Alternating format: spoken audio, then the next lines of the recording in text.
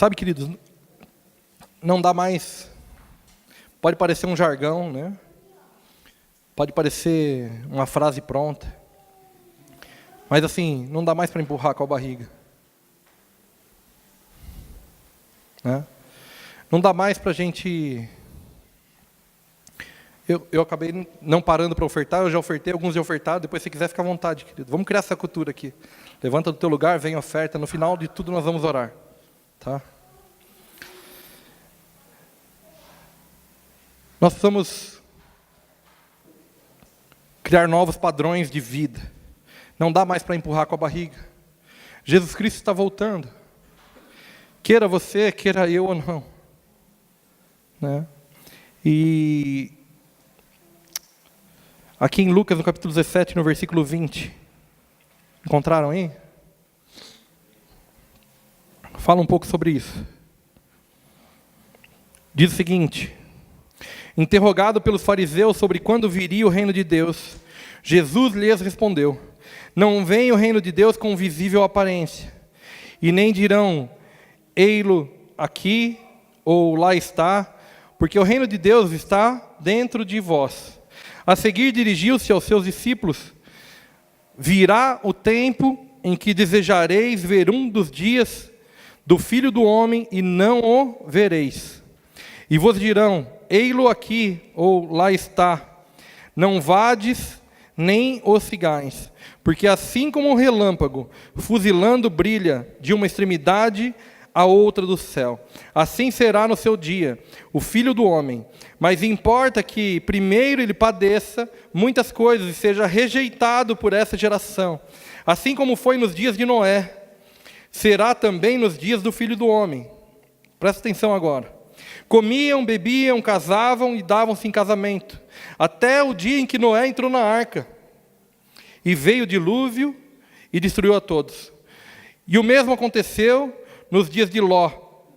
Comiam, bebiam, compravam, vendiam, plantavam e edificavam. Mas no dia em que Ló saiu de Sodoma, choveu do céu fogo e enxofre e destruiu a todos.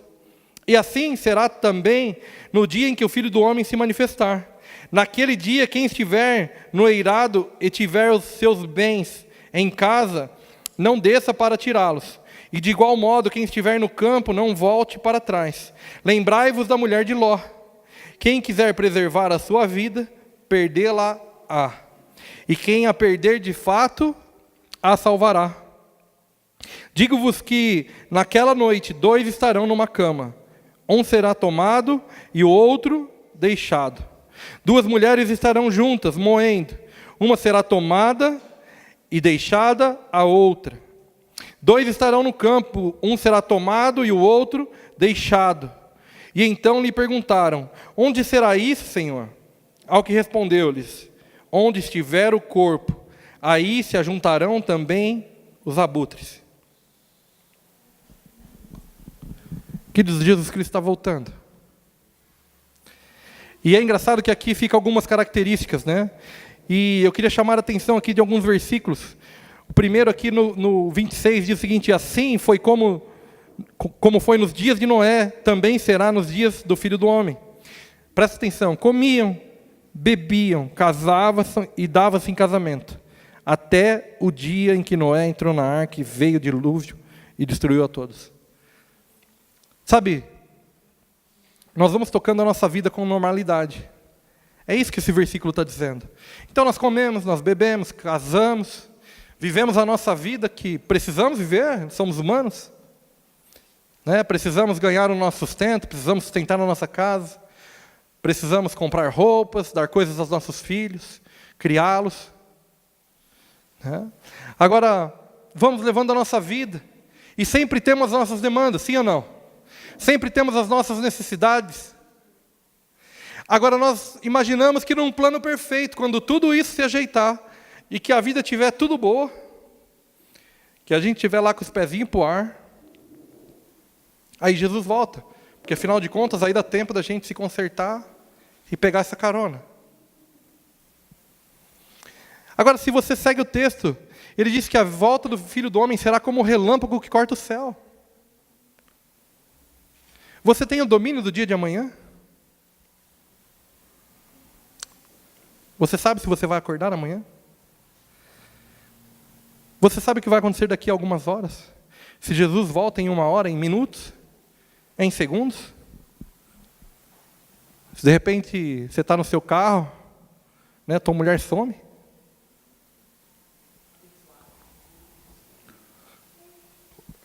Ou se quem está no volante some aí é mais complicado, né? Jesus Cristo está voltando, querido, é uma realidade. E nós precisamos cooperar para a volta de Jesus Cristo. Sabe, existem 2 lugares em que nós estamos encaixados no reino de Deus. Ou nós vamos ser participantes, cooperadores, ou nós vamos ser espectadores daquilo que o Senhor está fazendo. E cabe a mim, cabe a você decidir. Sabe, eu fico imaginando Noé num tempo em que nunca tinha chovido, querido. Parou para pensar nisso? Tinha orvalho, não tinha chuva. E ali está Noé construindo um barco de madeira. Com o quê? Com instruções claras que o Senhor deu para ele. Tinha medidas exatas. Ele não ficou, né, vislumbrando como seria o barquinho que ele quer fazer. Porque muitas vezes o problema é esse também. Nós escutamos algo de Deus e aí nós tentamos encaixar a nossa realidade. É como eu falei sobre primícias. De repente a gente quer dar o que sobra. Se de repente for legal usar uma lancha para Jesus, então vamos comprar uma lancha, que a gente curte ela e depois se Jesus precisar, está lá já. Não, Noé escutou uma vez, uma instrução. Se comprometeu com aquela palavra e começou a construir aquela arca nas medidas exatas. Com os materiais exatos. Com instruções claras do que precisava fazer. Agora você imagina um homem construindo uma arca por 120 anos. Será que os vizinhos vieram caçoar dele, sim ou não? Será que os amigos vieram caçoar dele, sim ou não?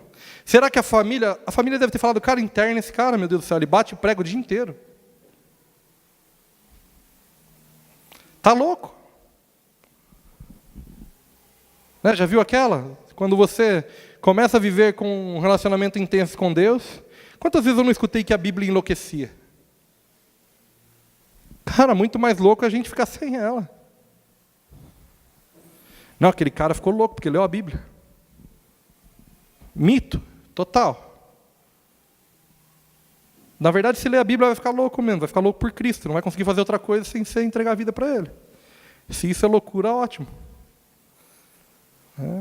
Mas você imagina quantas pessoas não vieram com uma palavra contrária para dizer, meu, para com isso aí, cara. Você está perdendo o seu tempo, você está perdendo seus anos. Foram 120 anos. Não foi um dia, 2, 10. E a Bíblia diz que nesse tempo, nos dias de Noé, as pessoas comiam, bebiam, casavam-se, davam-se em casamento, se divertiam. A coisa estava passando. E Noé estava trabalhando no projeto do Senhor. Sabe, de repente, nós estamos aqui comendo, bebendo, dando-se em casamento, e alguém está trabalhando no projeto do Senhor. Deus não depende de mim, não depende de você, querido. Agora, cabe a nós buscarmos o Senhor e nos comprometermos com aquilo que Ele tem para cada um de nós. Deus tem um dia, tem um projeto, tem um plano perfeito para a tua vida. Sabe, eu queria profetizar sobre a tua vida um ano diferente, querido. Um ano em que você vai viver os melhores dias da tua vida, porque vão ser os dias posicionados em Deus. Os dias em que você vai se colocar debaixo daquilo que Ele desenhou, daquilo que Ele projetou para você. Sabe, os dias em que você vai correr para perto dEle e vai falar, Senhor, eu estou aqui, o que o Senhor quer de mim? Sabe, um dia em que você vai entrar diante de Deus, não levando as tuas demandas, ou os teus desejos, ou aquilo que tem te afligido para que Ele resolva, mas levando a tua vida e falando, Senhor, eu estou aqui. Usa-me, Senhor. Né? Assim como o profeta Isaías falou, envia-me a mim. Sabe, então isso vai te colocar num lugar em Deus, e aí você vai começar a viver as verdades e as palavras de Deus e as promessas que Ele tem para a tua vida, querido.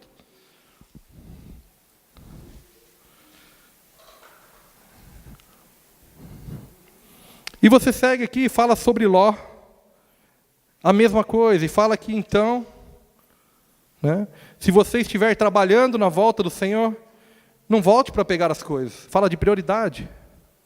Jesus Cristo está voltando, larga o que está para trás. Não olhe para trás. Fala aqui, né, nos versículos adiante, lembre-se da mulher de Ló. A mulher de Ló estava saindo da cidade, olhou para trás, virou estátua de sal. Morreu. Por quê? Saudade das coisas que estavam deixando. Podia ter sido salva. O Senhor deu uma oportunidade para que ela saísse da cidade antes de destruir. Agora o problema é que muitas vezes nós estamos saindo para algo no Senhor, mas nós temos saudade de algumas coisas que a gente deixou aqui. E aí os nossos pés ficam confusos. A gente quer dar uma voltinha lá, uma voltinha aqui. E de repente a gente não consegue caminhar naquilo que o Senhor tem para a gente. E aí eu vou dizer uma coisa para você, não tem musiquinha da TV que vai falar que este é um novo tempo, um novo dia. Não tem. Sabe, se nós não nos posicionarmos naquilo que nós precisamos fazer nesses dias, se nós não nos comprometermos com aquilo que o Senhor tem para nós nesse dia, querido, existe a vontade permissiva do Senhor, Ele vai te deixar viver a tua vida. E você vai continuar vivendo as tuas lutas. E você vai continuar vivendo as tuas aflições. Sabe por quê? Porque você simplesmente não quer trocar de jugo e nem de fardo com Jesus. Jesus fala que o fardo dele é leve e o jugo é suave. E aí nós queremos dar o nosso para ele, não queremos pegar o dele. Não, querido. Você tem que largar o teu. Sabe, entregue as coisas que têm lugar indevido em você. Se comprometa com as verdades de Deus a ponto de que elas possam tocar em lugares que você não estava disposto a abrir mão muitas vezes. Estabeleça relacionamento verdadeiro com Deus. Sabe, eu consigo ter um relacionamento superficial com o meu irmão, com a minha irmã, com os meus pais, com a minha esposa. Eu consigo. Conseguimos ou não ter um relacionamento de aparência? Vamos falar a verdade. Dá para ser político e levar ali na... né? Eu finjo que aceito. É tipo o Vampeta e o Flamengo. Ele finge que joga bola, o Flamengo ele fingia que pagava. É assim, e a gente vai construir um relacionamento na base do mais ou menos. Sabe, aí é aquela coisa, né? Porque aquela velocidade, nós nos aliançamos numa velocidade ímpar e nós quebramos essa aliança na mesma velocidade. Então os casamentos não duram, as amizades não duram.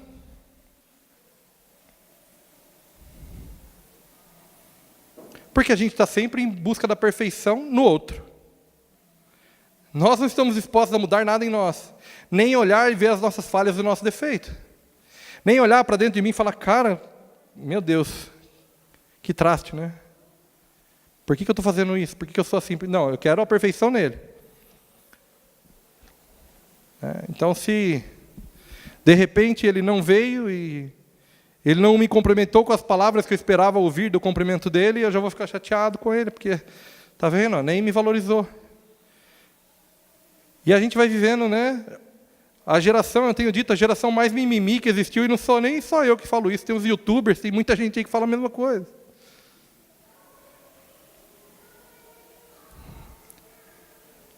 Eu não tenho nada contra os animais, querido, eu amo animal. Mas esse ano, o final do ano todo, o foco foi fogos de artifício sem som, por causa dos cachorros. Sempre existiu cachorro e sempre existiu fogos de artifício. O que mudou? A mentalidade. E aí, de repente, a gente está dando... De novo, não vou falar que eu quero judiar do bicho. Né? Na verdade, eu nem solto fogos. Tá? Não me condene se o seu bichinho passou perrengue ali, eu não compro fogos. Mas sempre existiu. E aí o Facebook estava lotado de cachorro morrendo porque ouviu fogos. Cara, mas e os outros 2.000, 3.000, 4.000 anos para trás, que sempre existiu os fogos e o cachorro? Como é que foi? Agora a gente tem vivido uma geração mimimi. Sabe, hoje eu estava vendo no Facebook uma discussão assim, o cara postou a foto de um velhinho numa situação bem difícil, assim, dentro de uma casa, de um asilo precário, e falando, você que se importa tanto com os animais, Por que nós não criamos aqui uma causa para ajudar esses velhinhos? Aí o cara, sabe quais eram a maioria das respostas embaixo? Cara, ajuda os velhos você que eu ajudo o cachorro. Eu gosto mais do cachorro. É uma realidade, está aqui. Corrupção de valores. E é interessante que Cristo vai voltar, e aí fala um pouquinho aqui para frente, né? Se você seguir aqui, dá um pouco de diagnóstico, fala, ó, e digo-vos que naquela noite 2 estarão numa cama. Fala de marido e mulher.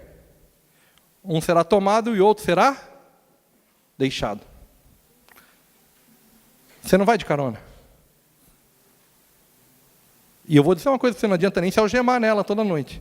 E nem nele. É individual. Sabe, a construção daquilo que você está fazendo em Deus é individual, querido. Você não vai tomar as benesses do teu cônjuge, nem ele de você. Porque muitas vezes a gente fala assim, vamos lá, talvez com você nunca tenha acontecido isso, é só comigo, né?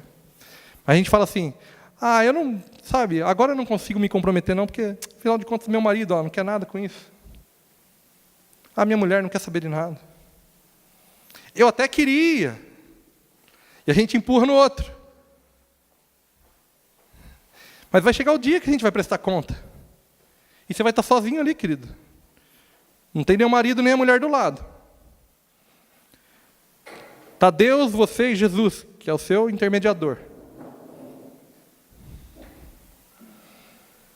Né? E aí, como é que você vai fazer? E seguindo aqui, e fala, e 2 mulheres estarão juntas moendo, e uma será tomada e a outra será deixada. A mulher na Bíblia sempre é a figura, a conotação da igreja. Existem 2 mulheres juntas moendo, trabalhando. E uma será levada e a outra será deixada. E depois segue. E 2 estarão no campo. E um será tomado e outro será deixado. Sabe, de repente você está trabalhando para Deus, trabalhando. Não se assuste se a enxada do seu amigo do lado cair e a sua está na sua mão ainda. Sabe, nós precisamos trazer as realidades da Bíblia para a nossa vida. Algumas coisas são chocantes para nós, traz uma realidade chocante, mas nós precisamos entender e nos comprometer com isso. Quantos aqui creem na Bíblia? Amém? Só que ela não é verdade só ali no Salmo 91, no Salmo 23. Ainda que no Salmo 23 a gente fala, né? O Senhor é o meu pastor e nada me faltará. Ou seja, para que nada me falte, o Senhor precisa ser o meu pastor. Mas a gente lê tomando posse daquilo sem entendimento. Né? E no Salmo 91 a mesma coisa. Aquele que habita no esconderijo do Altíssimo. Querido, é para aquele que habita. Aí sim a sombra do Onipotente descansará. Aí sim 1000 cairão ao meu lado, 10.000 à minha direita. Então, sempre existe, né, um mandamento para uma promessa. O que vai destravar a tua vida com Deus é a obediência, querido.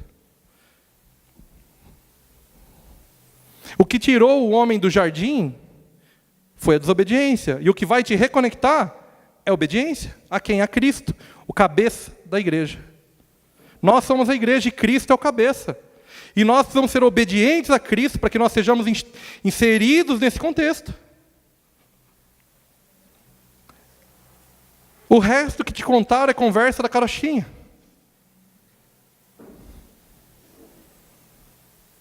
Sabe, não adianta os 21 passos para ser um homem próspero, não sei do quanto. 7 passos para estabelecer para aprender a dirigir. Não vou nem falar de campanha, vai. Sabe, durante tanto tempo a gente fez tanta coisa, como se aquilo fosse... eu fiz também, querido, na inocência, todos fazem.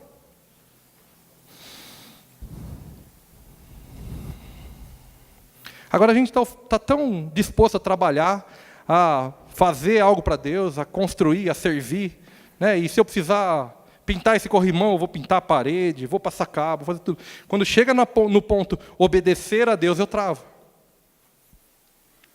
Porque Deus fala assim, ah é? Está obediente? Então me dá isso. Aí a gente, opa. Né?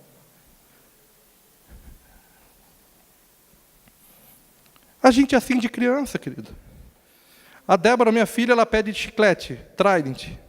E toda vez, na hora do caixa, ela, pai, compra que eu vou dividir. Quando compra, ela enfia nas costas, assim, ó. Cara, coisa doida. Quem ensinou ela a ser assim? E a gente está fazendo a mesma coisa com Deus. Deus, me abençoa, que agora eu sou bonzinho. Abençoou? Oh, beleza, valeu.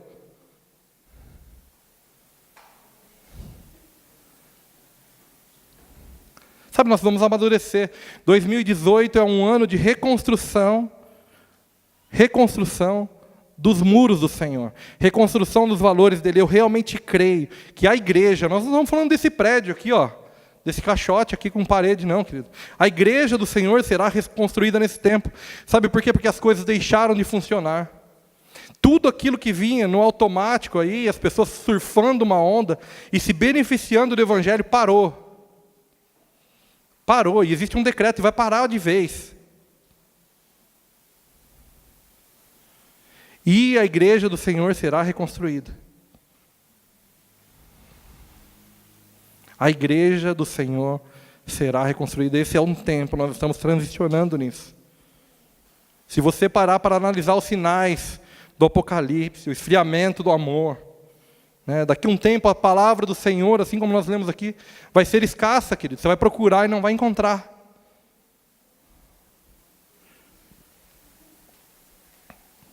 Aliás, o evangelho, como deve ser pregado, já está escasso.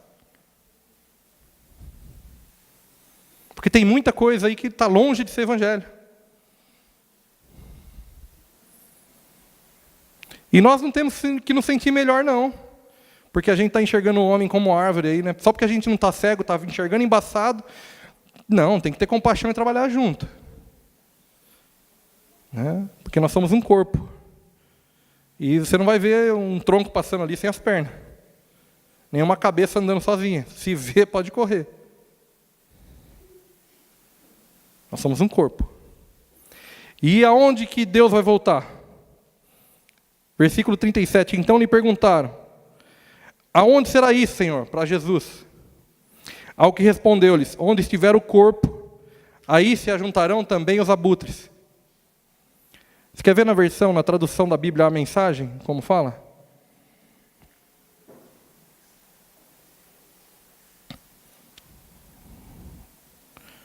Lucas 17, 37. Diz, olha, na tradução a mensagem, então lhe perguntaram, onde será isso, Senhor? E respondeu-lhes, onde estiver... Não, aqui está na Almeida. Falha técnica.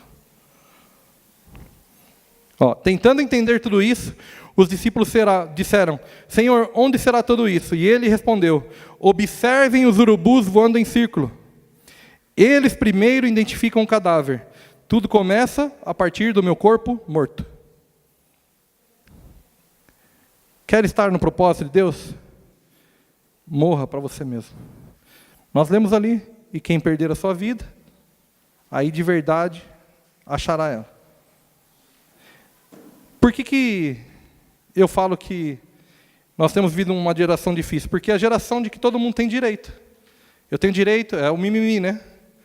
Eu tenho direito, eu sou machista, eu sou feminista, eu sou isso, eu sou aquilo, eu sou aquilo. Cada um tem a sua sardinha. Agora, o evangelho, ele vive na base de abrir mão dos seus direitos em prol do outro. Jesus ensina, se alguém te der um tapa na face, o que você deve fazer? E aí, quantos consegue? Vira para o teu irmão aí, não, brincadeira. Não dá um tapa no teu irmão, não. Né? Será que nós estamos mortos mesmo? Nós somos chamados a andar mortos com Cristo. E Cristo vai voltar quando a igreja dele estiver morta. Morta para a carne. Morta para suas próprias ambições. Morta para os seus próprios desejos. Jesus volta.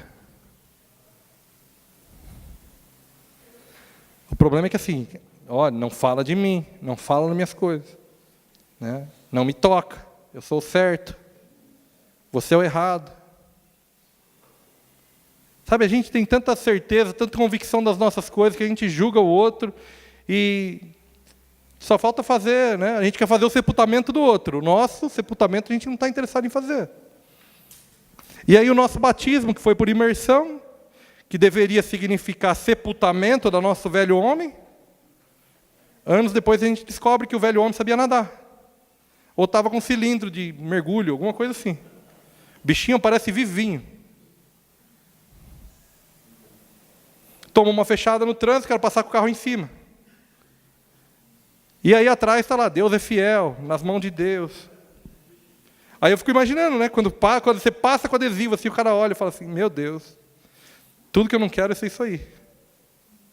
Qual é o testemunho que nós temos dado? Sabe, quanta briga você tem suportado com o teu irmão? Cara, a gente não se suporta no sentido de que, ele passou por mim e não me falou oi. Cara, o cara estava com a cabeça na lua, estava pensando no mesmo boleto que você vai ter para pensar amanhã, sabe? Passou por você, esqueceu de te cumprimentar, cara. Vai lá, agarra ele, dá um beijo nele.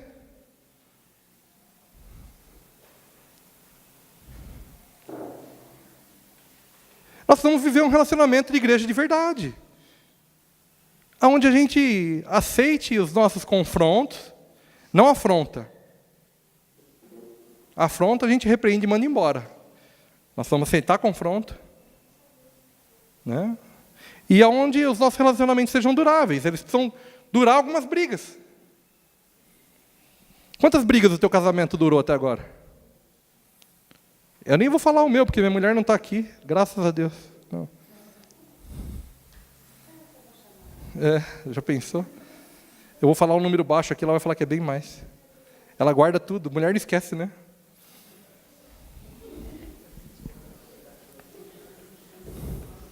Mulher não esquece.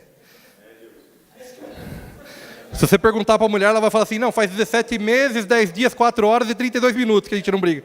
Ela vai falar assim. Né? Mas quantas brigas o teu relacionamento com os teus irmãos tem durado? Porque daí a gente quer a igreja perfeita. Né? Quando eu falo de igreja, que é uma nomenclatura errada, nós não estamos falando, isso não é uma igreja, isso é uma congregação. Um dia a gente vai conseguir ter uma cabeça correta. Mas vamos lá. Então a gente está em busca da congregação perfeita. Querido, eu vou te dizer uma coisa, se você achar, não entre lá, você vai estragar o ambiente. Igreja é feita de ser humano. Ser humano é imperfeito. Ser humano te decepciona, falha contigo, dá umas pisadas na bola, mas aí entra o quê? Deus é o quê? Amor. O problema é que o meu amor só dura para quem me faz o bem. Que tipo de amor é esse, querido? Quanto nós estamos dispostos a pagar de preço pelo nosso irmão? Quanto ele nos importa?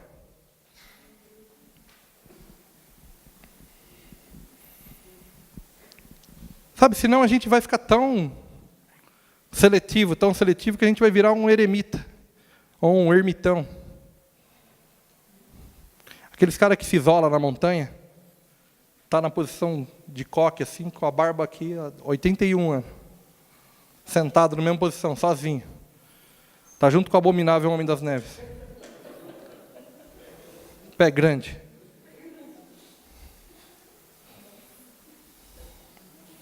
Não dá, querido. Sabe, ou a gente aprende a ser igreja, ou a gente pode parar de brincar de ser igreja. É sério. Não leve isso como mal. Não me tenha por mal. Estamos juntos, estou no mesmo barco. Ou a gente aprende a ser igreja, ou nós estamos perdendo o nosso tempo. O seu, o meu e o de todo mundo. Sabe, nós precisamos encontrar este lugar onde nós vamos criar relacionamentos sadios. Fala da igreja de Atos. Atos 4:32, eles tinham tudo em comum. Você acha que eles não tinham problema de querer dar uns tapas um no outro? Pedro chega para Jesus e Jesus fala, viu, quem você acha que eu sou, Pedro? Ah, tu és o Cristo, Filho de Deus. Olha, eu vejo que não foi nem carne que te revelou, mas foi o Espírito do meu Pai. Ó, cresceu. 3 versículos depois, ele vira para Pedro e fala, para trás de mim, Satanás. Ah, se fosse agora. Pedro ia na justiça. Calúnia, difamação. Eu não sou o capeta. Ó, Jesus está caluniando eu. Sou Pedro. Ó, Jesus, eu tenho direito, hein? Cuidado, vou te processar. Não é isso? Aonde está a verdade dos nossos relacionamentos, querido? Quanto eu me importo com você de verdade? Quanto você se importa com o teu irmão aí?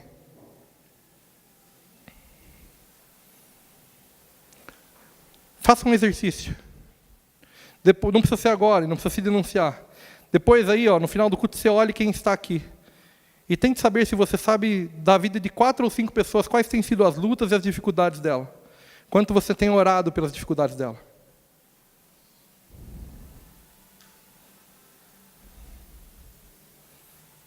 Quanto tem te doído a dor do outro?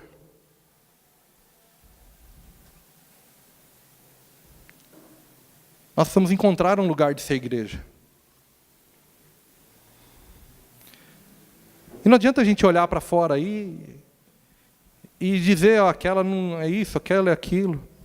Porque aquele ele faz isso, aquele outro faz aquilo. Cara, vamos olhar para nós. Esferas de governo, vamos olhar para a nossa congregação. Vamos olhar para a nossa família e vamos olhar para mim como indivíduo. Tá? E antes de eu querer curar o outro, eu preciso ser curado. Se eu ainda não aprendi a me curar, eu não tenho nada que tocar na vida do outro.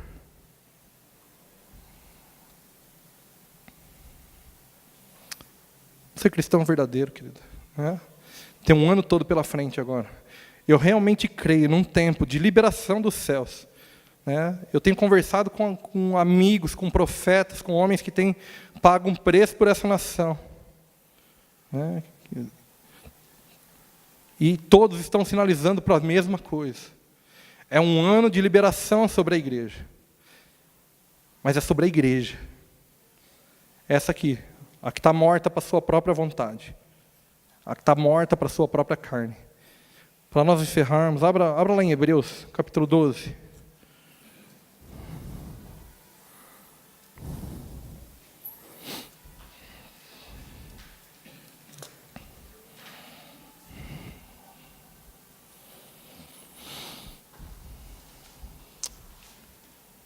Amém, querido? Você quer ser santo? Quantos querem ser santo? Quantos querem ser santificados aí? Quantos têm desejo de se santificar? Amém? Hebreus capítulo 12, versículo 14.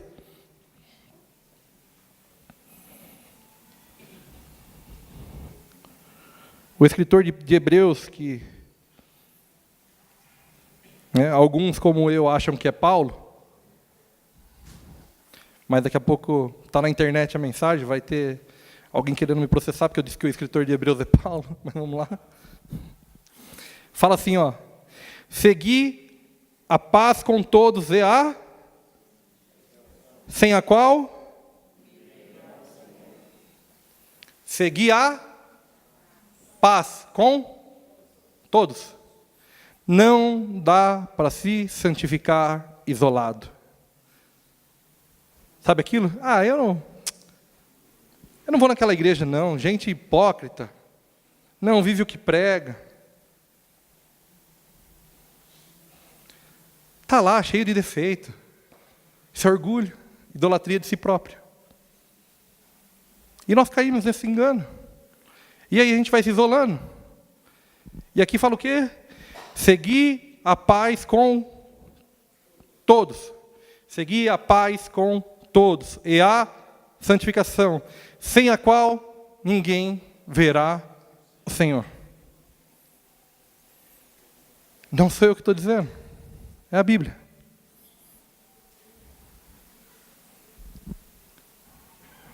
Precisamos nos santificar no meio dos nossos irmãos.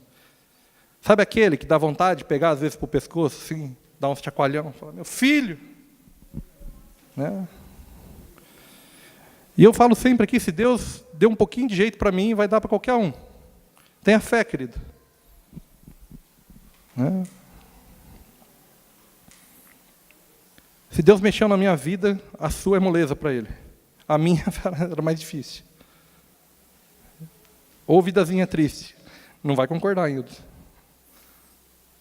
O Hildo está ali, ó. Se segura. Nós vamos seguir em paz com todos, querido. Sabe? Nós vamos nos santificar com nosso irmão. Pedra ralando pedra. Diamante lapidando diamante. Faísca para todo lado. Relacionamento. Sabe, depois de umas 3 entortadas boas, aí a gente já vai estar mais firme com aquele cara. Se ainda a gente estiver relacionando com ele, nossa amizade vai estar mais forte. A nossa amizade precisa ir além do primeiro não me toque, não me rela. Né? Me deixa na boa, cara. Me deixa na minha. Eu teve uma época que eu frequentei a igreja, hipocrisia total. Se fosse hoje, eu ia falar, meu, como eu era burro. Eu chegava 5 minutos depois de começar o culto e saía 10 minutos antes de terminar. Sabe para quê? Para não ter oportunidade de ninguém falar comigo.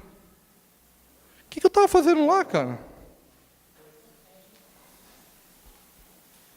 O que eu estava fazendo lá? Né? Sabe, o que nos une precisa ser maior do que o que nos separa. O Luiz Hermínio fala uma coisa que é muito verdade. Assim, ó, o que separa as pessoas não é a teologia, é o orgulho de se achar melhor que o outro.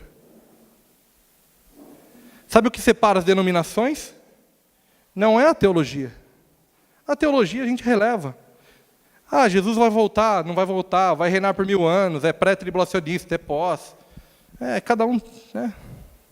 Enfim. Isso não vai nos separar de ser corpo. Agora, o meu orgulho de me achar melhor que o outro é que me separa.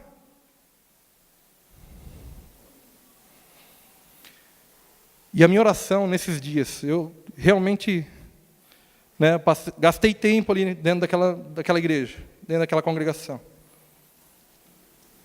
pedindo ao Senhor que esse ano Ele estabelecesse algo diferente em nós, partindo de mim. Sabe, que nós entrássemos em um lugar diferente nele esse ano. Que nós vivêssemos uma vida diferente com Ele nesse ano.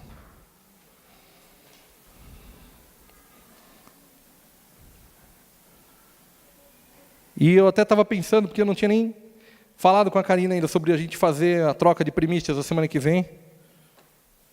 Eu estava pensando nos prós e nos contras disso, né? Na verdade, assim, ou a gente vai encher de gente, não vai ter ninguém, né? Ou vai vir todo mundo e não vai ter lugar para sentar, ou não vai ter ninguém aí, porque ou as pessoas querem um presente ou não querem dar. Né? Então eu te encorajo, querido. Vença o seu conceito, seu preconceito, sua carne. Dê o seu melhor para que o Senhor também, que te conhece no secreto, te dê o melhor. E use o teu irmão para fazer isso. Sabe, seja um ser humano melhor nesse ano. Seja um pai melhor, seja uma mãe melhor, seja um filho melhor.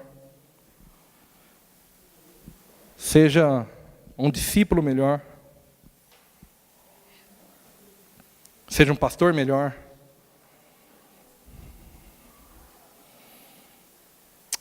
Extrapole aquilo que você alcançou até agora. Não se conforme com a medida que está estabelecida. Vá além, querido. Sabe, se tiver tudo bem com você, top do top do top, no final você vem aqui orar por mim, que eu ainda não estou assim. Sabe, mas se não junto, vamos tentar chegar lá. Vamos tentar ir adiante. Amém? Aleluia, glória a Deus.